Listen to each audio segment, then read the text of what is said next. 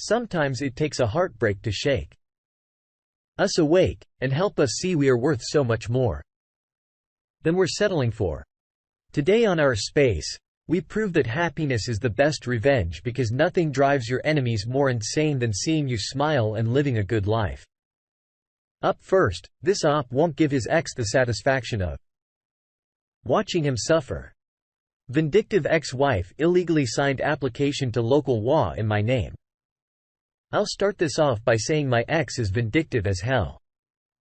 We've been fully divorced since about right before the pandemic started. We sold the house we shared, and I didn't have to pay her alimony because she cheated and we're in an at-fault state. It was messy since D-Day. All of the stereotypes. First, the sobbing, and then the trickled truth saying, "I love you." It was just one time. Okay. It was 2 years.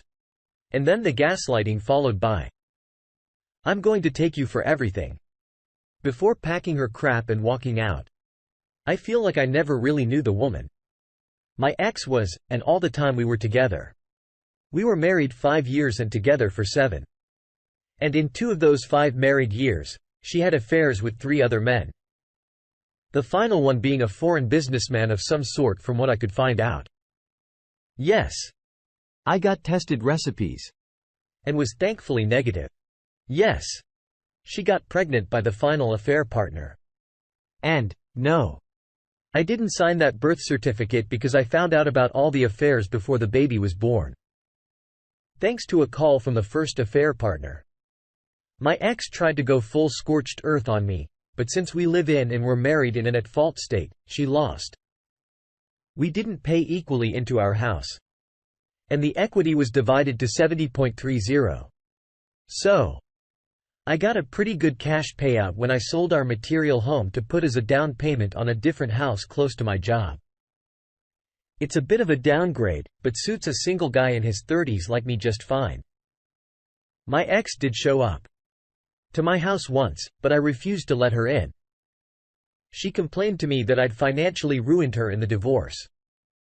I said that if she was fully willing to do that to me first, and the witch had the audacity to say it should have been my life effed over and not hers. I laughed so hard and said it was karma. She yelled that she'd sue me for what was rightfully hers. I said if she was gonna sue me, then to go ahead and sue me, it'd end up the same way in court because she has nothing but a false sob story. She was a cheater, not me. I'm no angel, but I didn't do anything to her. And she was the one who ruined our marriage. She then said she'd tell everyone she could that I abused her. I said I'd sue her defamation if she did, and I was recording our interaction. And had those words saved to my phone. She went wide-eyed and her jaw dropped. The look people are calling the surprise Pikachu face. Then I asked why she was there, if not to just try and make trouble. Because she had a new man in her life that knocked her up. She just huffed at me and said, "He isn't around much," and she's stuck in a tiny apartment living off of his child support till he comes back. It was immature of me. I know. But I did the bit of playing the world's smallest violin. She yelled at me to go F myself, and I yelled back that I'd sooner do that than her anytime. She raged at me and then got in her car to leave. Haven't seen her since. There's an HOA in my neighborhood. But I was not legally obligated to join it because the last owner of my house was not a member. I made sure of that through a real estate lawyer as well. The WA had no grounds to force me to join. And were not happy about it. The WA president would show up with forms every week for the first month, demanding I sign them. Then she's threatened to take me to court. To which I had to get a cease and desist sent to her from my lawyer to make her stop that. So she started harassing me by looking for any infraction she possibly could to report to the city. And inspector came out several times and found nothing wrong. In fact, I offered one of them a burger while grilling, and they graciously accepted. Did I mention the WA hates barbecues and parties that aren't approved in advance? Well, they do. And I like to grow when the weather is good. And my neighbors actually love me for it because I invite them over. I had The police called on me several times for noise complaints because I was playing music on a Saturday afternoon while having my friends over. The president, I caught trespassing once when she was trying to peer into my windows. I called the police, but she denied ever doing it. So I got cameras. She hasn't trespassed since, but I still got repeated passive-aggressive letters saying my cameras were not an approved addition to my house. Some months ago, I started getting letters for fines in the mail. And when I contacted the WA, the representative claimed they had it on record that I'd joined and needed to pay all fees effective immediately. I told them that was not possible. Then they emailed me a scanned copy of the forms. And they had a signature on them. But it was not mine. It was very similar in some ways, and I recognized right away as being my ex's handwriting. She knew what my signature looked like, but it was a loose imitation at best. I got in touch with a lawyer right away over the forged signature, but the WA still demanded to go to court, and it took 7 months before that happened. Meanwhile, they were stacking unpaid fines against me weekly and were threatening to put a lien on my house. We went to court, and WA president looked very smug. But my lawyer pointed out how the signature wasn't the same as mine and was very inconsistent in the various forms.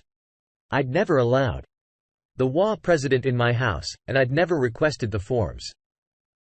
The idiot WA president actually slammed her palm on the table and said it was still binding. But when pressed, where the fraudulent signature came from, admitted my ex-wife called the WA and they sent her the forms, then got them back in the mail signed. But then, she actually claimed she thought I'd signed them. The judge looked at her and asked if she was serious.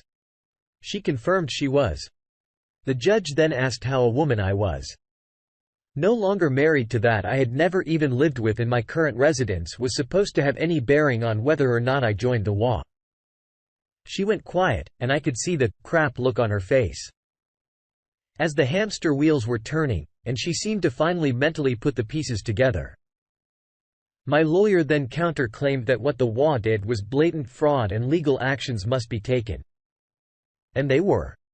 I countersued the WA for the emotional distress of the harassment I'd gotten since moving in, which I had lots of proof. That won me about $10 after lawyer fees that I decided to put towards my mortgage.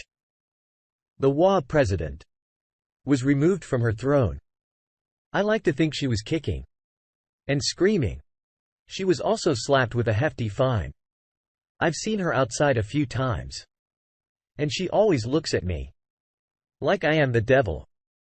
The WA itself had to pay all of my legal fees too. I wanted to go after my ex for forging my signature, but can't because how long after she forged my signature on those forms, apparently left the country to be with her third affair partner. She's somewhere in Europe from what I can see on the final post of her Facebook before she disappeared. So I can't do anything against her unless she ever returns to the US. So that was a wash. I'm not getting letters from the WA anymore, though, and the new president has promised to keep things completely cordial from now on. I still don't feel like I got much a win in this, though. Other than the $10K payout. It all felt like a huge waste of time. I'm sure the community has some thoughts here. Let's check in. Wind-Torn O says a mixture of WA and an X story. What a combo and worth the read. Square Hole Round Plug says, and a wind pale karma slap. What a roller coaster that was. The Ferrisness Sweet 70 thinks, is there a statute of limitations on forgery? I would ask that lawyer because if she returns, there would be a warrant for arrest when she steps off the plane.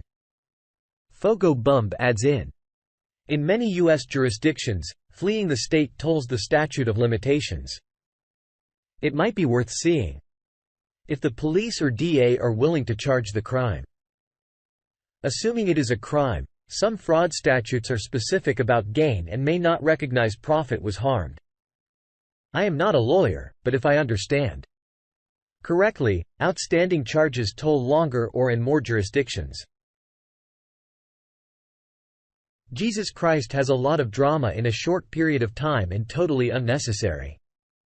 First of all, it's pretty disturbing to think that the WA was harassing you like that. Someone took their job way too seriously. And secondly, your ex-wife, think that she was trying to make your life a living hell in any way she could just because she was bored and couldn't bear to see you happy. She didn't want to see you move on because her life turned out to be not at all what she had expected. To show up at your house and complain at you for ruining her financially, she should have thought about that before she cheated on you. You said it right. Karma cut up to her. It seems to be that she effed over her own life in trying to make yours a living hell. Honestly, there's no point wishing anyone ill because it always comes back to you. So sorry you had to waste all that time, Op. Here's the peace and quiet from now on. You have a crazy ex who just couldn't handle seeing you move on? Let us know in the comments below. Up next, though, some words of the wise. Be like Roy. I think I tell myself to help the pain. Everyone I know has seen The Office. Everyone knows about Pam and Jim. How they were meant to be. But it never liked Pam, and Jim was too good for her. Pam had an emotional affair on her fiancé for years before starting a physical one. Fiancés say Roy was pissed and ran off. Cut to the last season, Jim is trying to start business. With the family on the way, he finds his motivation. Pam doesn't want that. She wants a simple white big offense. And when Jim fights her on this and goes to Philadelphia, she starts an emotional affair with the boom mic operator. But in Philly, he runs into Roy. Roy is now a millionaire, calm-tempered man who is happy for Pam. He said he was too ambitious for her and became rich after her. He moved on and made Jim see how Pam dragged him down. Be like Roy. P.S. If you can't tell, I hate The Office because of Pam and Jim's relationship. Even before my V-Day. I hated Pam for doing that to Roy, but be like Roy. Let's check in with the community on this one. Judy 7679 says I was reading A Crowded Marriage by Catherine Elliott. When she hears a friend talking about plans to leave her husband and children for her fair partner. The main character thinks I wonder if it could be right to cause so much pain just to achieve personal fulfillment. Did we really have the divine right to be happy? Did it rank above duty and compassion and loyalty? I wasn't convinced. I wondered if she ever would truly be happy. If her and Loveless would last. In Eleanor's eyes, she made one simple mistake: she married the wrong man, and now she was rectifying it. But an awful lot of people were going to have to be sacrificed on the altar of Eleanor's happiness. This is a work of fiction, but summarizes the selfishness of the wayward spouse, that their pleasure is more important than their commitments. Pro Dunce adds in, it's not just Roy.